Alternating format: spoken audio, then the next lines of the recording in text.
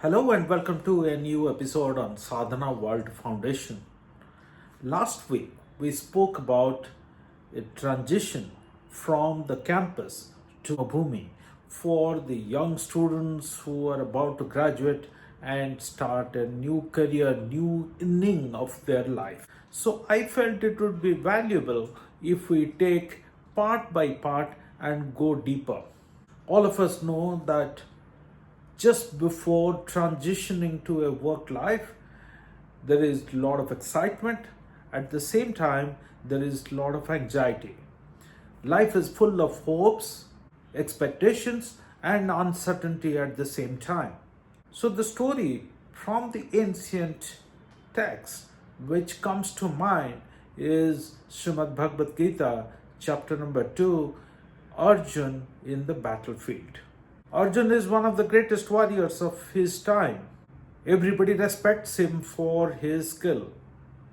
Yet, when he is in the middle of the battlefield, he sees the environment, various kind of thoughts come to his mind. He starts thinking about the outcomes of that battle. He starts questioning if those outcomes are meaningful. So there is anxiety, there is uncertainty, there is a hope. Of course, there is an excitement in his mind that he, being a warrior, is there in the biggest of battles that he could have imagined. So all these things are happening at the same time. So I felt this is our story. All of us, not only for the students who are going from their campus to start a new career, it's also for people like you and I who are taking up a new job or a new assignment in the same job. There is hope, there is expectation of ourselves, expectation of the others around us, and then the uncertainty of what's going to happen. So think about the battlefield situation, Srimad Bhagavad Gita, what runs through Arjun's mind and what Krishna tells him. Arjun has the best of degrees, the best of weapons, the best of expertise, the best of recognition, the best of certification. Yet he is anxious. Yet he is questioning whether it is worth fighting the battle or not. Sri Krishna sees it. He deals with this situation. He doesn't say that, hey Arjun, you need to learn warfare better. He doesn't say that, hey Arjun, I am going to give you this weapon. Hey Arjun, I am going to give you this knowledge. None of it.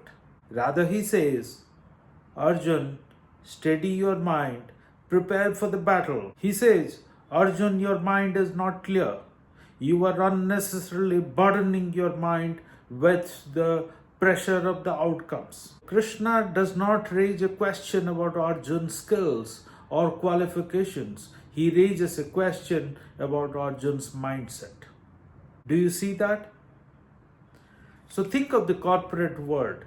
Think of our work life. What happens? You come into work with certain things in your mind, but the day starts turning out to be something else. There is no particular syllabus in the work life. The boss doesn't give you feedback like in the schools or colleges that we get a mark sheet. The feedback is subtle. The feedback doesn't come only from the boss. The feedback comes from the environment continuously, from all the stakeholders that we connect with. You do not know what's going to happen in your 8 hours or 9 hours or 12 hours of work because the expectations keep on shifting. New things keep on happening, unlike the time that we are in school or college. Predictability of one's schedule goes off track. Exactly this is happening to Arjun on the battlefield. Let's look at another dimension of our work life. Here, skills matter, certification or degrees matter, but merely as a qualification. Skills are tested probably just in the job interview. But what gets tested every day is the mindset. How are you able to listen to others? How well you are able to collaborate with others? How well you are able to adapt to evolving situations of every day? All of it is about mindset. There are many times overwhelming situations at work. Are you able to stay balanced? So these are the dimensions of mindset which gets tested every day at work.